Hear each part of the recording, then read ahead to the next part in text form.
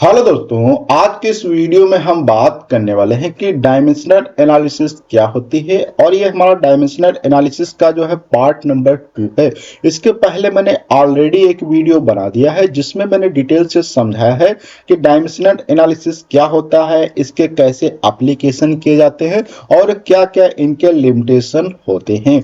और ये जो हमारा वीडियो है ये एग्जाम टीजीटी, पीजीटी, फिजिक्स या आप किसी भी कंपटीशन एग्जाम की तैयारी करते हैं तो वहां पे ये वीडियो आप सभी के लिए क्या है, यूजफुल होने वाला है।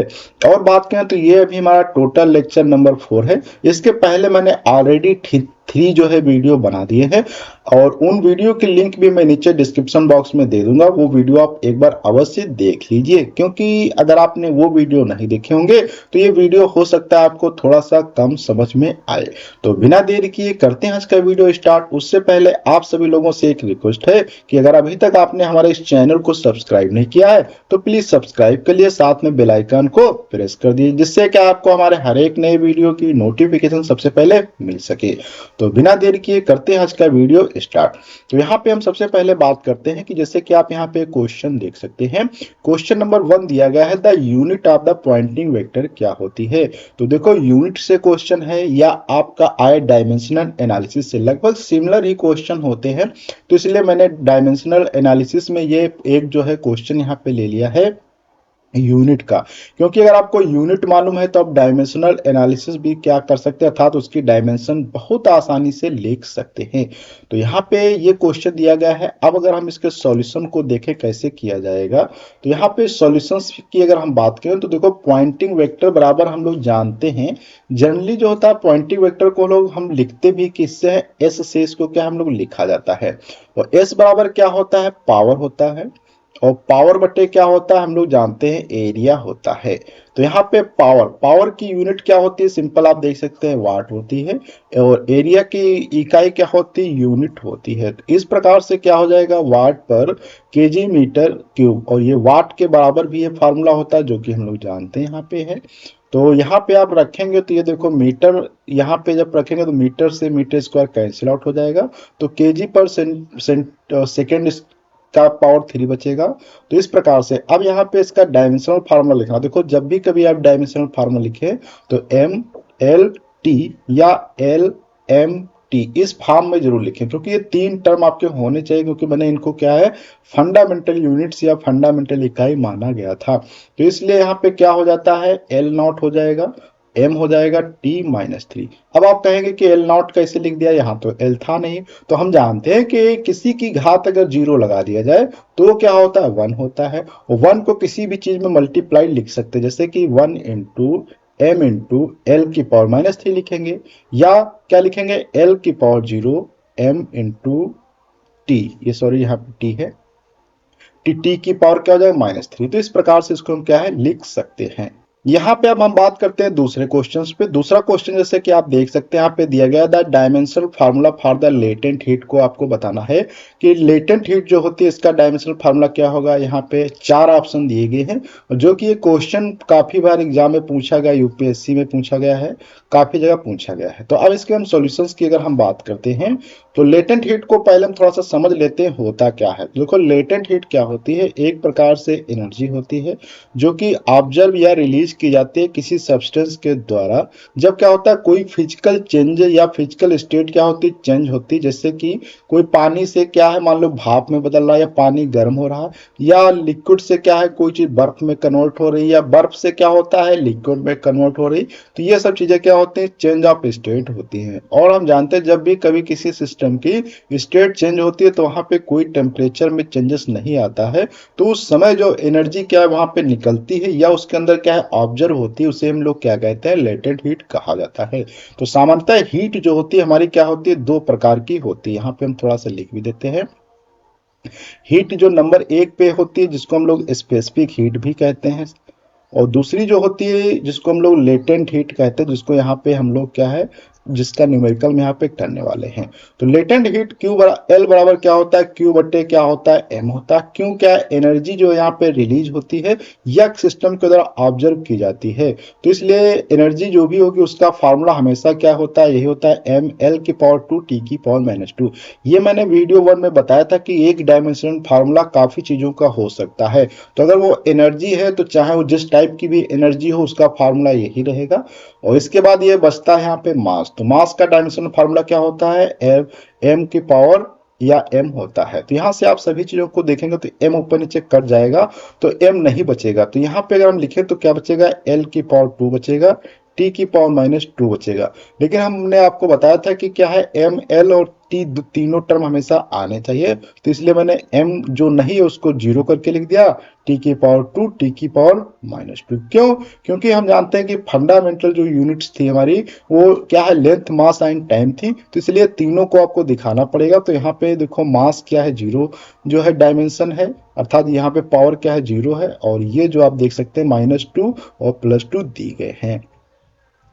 अब हम आगे बढ़ते हैं, अगला क्वेश्चन देखते हैं क्या दिया गया है। क्वेश्चन नंबर 3 में दिया गया है, आप देख सकते हैं कि if force F, velocity v and time t are क्या है, एक फंडामेंटल डायमेंशन लिए जाएंगे instead of the mass, length and time. देखो अभी हमने बताया था कि फंडामेंटल अभी तक जो थे वो क्या थे, मास, लेंथ एंड टाइम थे। लेकिन अगर हम वहीं पे क्या कर देते हैं, फंडामेंटल में अगर हम फोर्स ले लें, वेलोसिटी ले लें और टाइम को, तो फिर आपको यहाँ पे क्या है बताना होगा। मैं आपको चीज समझा देता हूँ। तो यहाँ पे आपको बताना होगा कि जो है डायमेंशन क्या होगी, जो है उसकी टाइम को टेकन, तो मोमेंटम की जो है फिर डायमेंशंस क्या होगी। बहुत अच्छा क्वेश्चन है, इसको हम यहाँ पे सॉल्व करके देखते हैं क्या इसका सॉल्यूशंस हो जाएगा। तो यहाँ पे देखो ये फार्मूला हम लोग जानते हैं कि डायमेंशन फार्मूला जो होता है F के लिए क्या होता है, ml-t-2 होता है।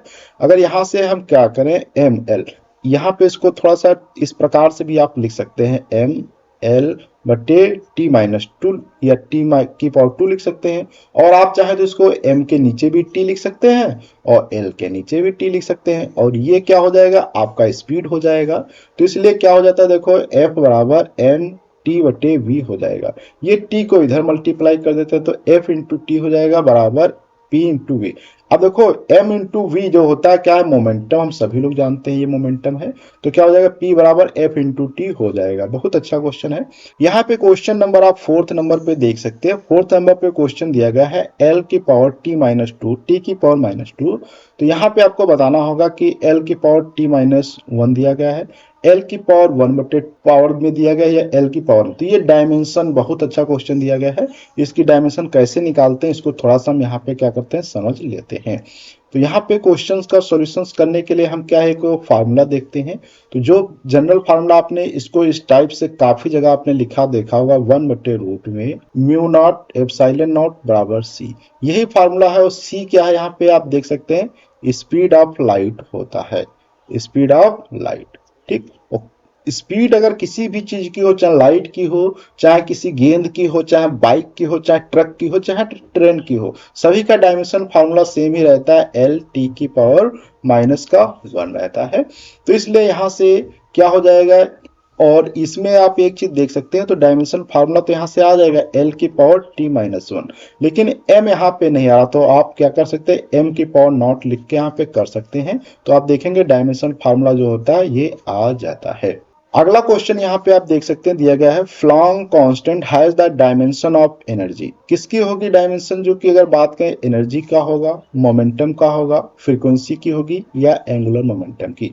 तो यहाँ पे 4-5 ऑप्शन दिए गए हैं, आपको बताना होगा कि डायमेंशन फार्मूला जो होगा वो प्लैंक कांस्टेंट का किसके बराबर होगा। तो इस क्वेश्चन के सॉल्यूशंस को हम समझते हैं। तो प्लैंक कांस्टेंट भी पहले आपको समझना पड़ेगा क्या होता है, फिर आप इसको समझ सकते हैं। तो यहाँ पे देखेंगे कि प्लैंक कांस्टेंट जो होता है जनरली क्या होता है, E बराबर h न्यू से लिखा जाता है, वेयर E क्या होती है, एनर्जी है, H क्या होता है, प्लैंक कांस्टेंट होता है, न्यू क्या फ्रीक्वेंसी है। और हम एक और दूसरा फार्मूला जानते हैं, E बराबर क्या होता है, हाफ mv² होता है, जहां पे आप देखेंगे m क्या है, मास है, v क्या है, वेलोसिटी दिया गया है। तो v बराबर क्या हो जाता है, डिस्टेंस बटे टाइम हो जाता है, और l बटे t यहाँ पे हो जाएगा। तो ये इसका डायमेंशन फार्मूला आ जाता है वेलोसिटी का। और फ्रीक्वेंसी बराबर क्या होता है, 1 बटे टाइम, तो अर्थात t⁻⁻1। तो ये होता है फ्रीक्वेंसी का डायमेंशन फार्मूला आ जाता है। तो यहाँ से आप डायमेंशन फार्मूला अगर E बटे न्यू अर्थात यहाँ से H निकालना है, तो H बराबर यहीं से आप देखेंगे क्या हो जाएगा, H बराबर E बटे न्यू हो जाएगा। तो यहाँ पे E का आपको डायमेंशन फार्मूला लिखना है और न्यू का, तो यहाँ से रखेंगे तो आप देखेंगे इसका डायमेंशन फार्मूला आपका निकल के आ जाता है ये। अब हमारा ये डायमेंशन फार्मूला आ जाता है। अब हम चेक करते हैं ये किसका है, एनर्जी का है, मोमेंटम का है, फ्रीक्वेंसी का। अगर आपको इन सभी के डायमेंशन फार्मूले पता हो, energy, momentum, angular momentum, frequency, तो आप आसानी से बता सकते हैं। तो यहाँ पे हम लिख लेते हैं सभी के डायमेंशन फार्मूले। जैसे एनर्जी का ये है, फ्रीक्वेंसी का यहाँ पे देख सकते हैं, मोमेंटम का। और तो यहाँ पे आप देखते हैं कि ये जो लास्ट वाला है और ये वाली क्या है, सेम है। तो इसलिए ये जो चीज होती है इसका एंगुलर मोमेंटम का क्या है, डायमेंशन फार्मूला हो जाएगा। तो इस प्रकार से so angular momentum and फ्लांग constant क्या है the same equivalent dimension formula. अब हम क्वेश्चन के नंबर की बात करते हैं, क्वेश्चन नंबर 6 पे। क्वेश्चन नंबर 6 क्या दिया गया है, the distance x travelled by an object in time t is given by, दिया गया है x बराबर a plus B T square बटे a। तो यहाँ पे आपको बताना है a और b के डायमेंशन क्या होंगे। बहुत अच्छा क्वेश्चन है, कई बार ऐसा क्वेश्चन पूछा जा चुका है। तो इसको हम सॉल्यूशंस पे बात करते हैं, देखते हैं इसका सॉल्यूशन कैसे किया जाएगा। तो यहाँ पे इसको सॉल्व करने का सबसे अच्छा एक तरीका ये है, पहले आपको क्या करना होगा, ये यहाँ पे लिख लेना होता है। जैसे x बराबर हम क्या करते हैं, लिख देते हैं a plus B into T square बटे क्या हो जाएगा। अब देखो यहाँ पे डायमेंशन फार्मूले की अगर हम बात करें, जो डायमेंशन फार्मूला आपका a का होगा वही डायमेंशन फार्मूला a का होगा, वही डायमेंशन फार्मूला आपका जो है b बटे टी स्क्वायर बटे a का होता है। तो यहाँ पे ये मान लो फर्स्ट टर्म है, ये मान लो क्या है सेकेंड टर्म है, ये मान लो थर्ड टर्म है।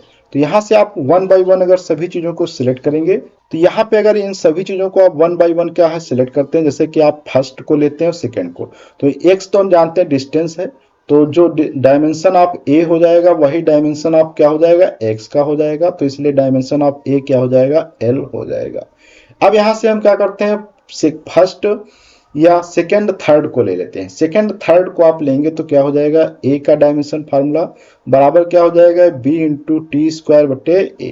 तो यहाँ से मल्टीप्लाई कर देंगे तिरछी, तो क्या हो जाएगा, a स्क्वायर बराबर b इंटू टी स्क्वायर। तो b बराबर यहाँ से आपका क्या निकल के आ जाता है, a स्क्वायर बटे टी स्क्वायर। अब देखो a क्या है, डिस्टेंस का अभी हमने निकाला, तो क्या हो जाएगा, l स्क्वायर इंटू टी की पावर -2 आ जाएगा। तो यहाँ पे ऑप्शन नंबर ए क्या होता है, इसका करेक्ट हो जाएगा। अगले क्वेश्चंस की ओर हम बढ़ते हैं। अगला क्वेश्चन दिया गया है कि डायमेंशन ऑफ द 1 बटे mu naught epsilon naught, where mu naught क्या है, represent vacuum permeability and epsilon naught जो है रिप्रेजेंट करता है वैक्यूम परमिटिविटी। तो इनका ऑप्शन आपको निकालना होगा। देखो वैक्यूम की परमेबिलिटी जो होता है वो मैग्नेटिक फील्ड से संबंधित होता है, परमिटिविटी जो होता है वो इलेक्ट्रिक फील्ड से संबंधित होता है। तो अब हम यहाँ पे देखते हैं इस क्वेश्चंस के सॉल्यूशंस पे।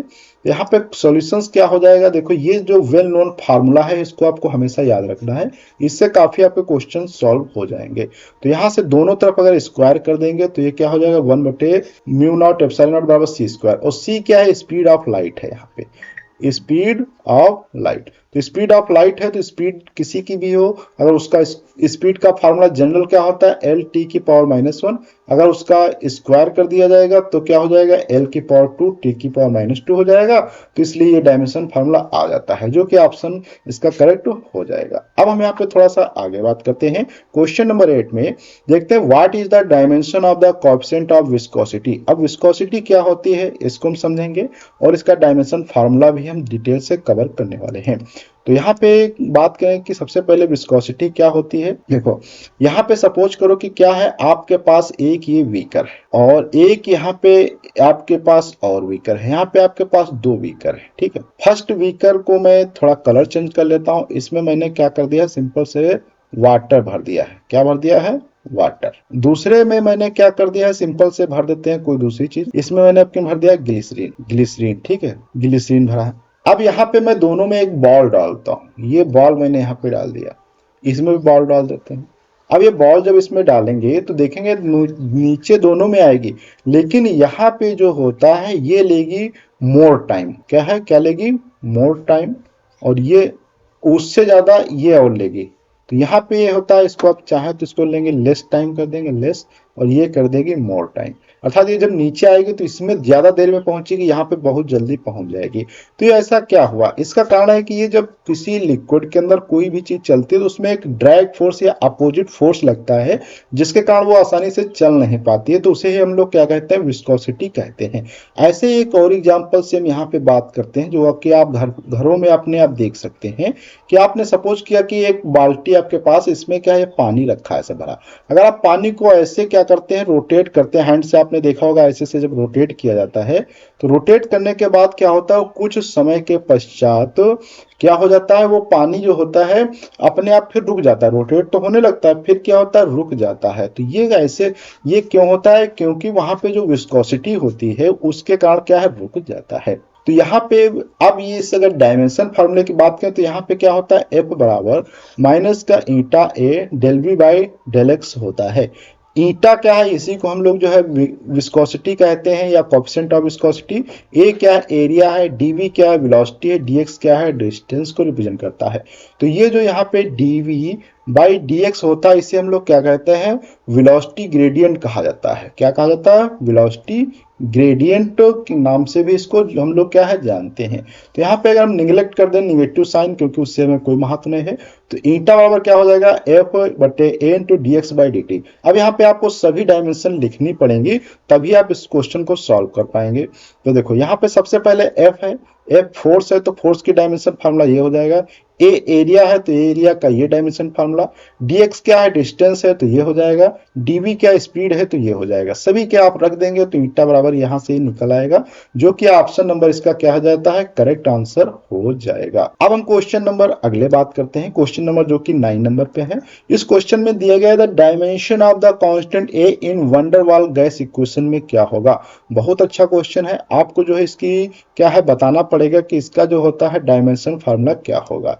तो इसके सॉल्यूशंस को भी हम यहाँ पे कवर करते हैं, देखते हैं वंडरवाल गैस। तो वंडरवाल गैस इक्वेशन को सबसे पहले आपको जो है इसकी इक्वेशन याद होनी चाहिए, क्योंकि इससे इतने बार क्वेश्चन पूछे जा चुके हैं एग्जाम में, कुछ कहने को ही नहीं, और रिपीट होते रहते हैं वंडरवाल से। कभी इसकी यूनिट पूछ लेगा किसी की, कभी क्या डायमेंशन फार्मूला पूछ लेता है। तो ये फेमस इक्वेशन, इसको याद रखना है। अब आपसे पूछा था ए की डायमेंशन फार्मूला, तो यहाँ पे आपको पहले समझ लेना है कि सभी चीजें होती क्या है। देखो पी क्या यहाँ पे होता है, प्रेशर। यहाँ पे क्या है, पी प्रेशर है। प्रेशर बराबर क्या होता है, फोर्स बटे एरिया होता है। और यहाँ पे ए क्या है, जो है वंडरवाल गैस कांस्टेंट, या इसको हम सामान्यता कांस्टेंट ही यहाँ पे लिख देते हैं।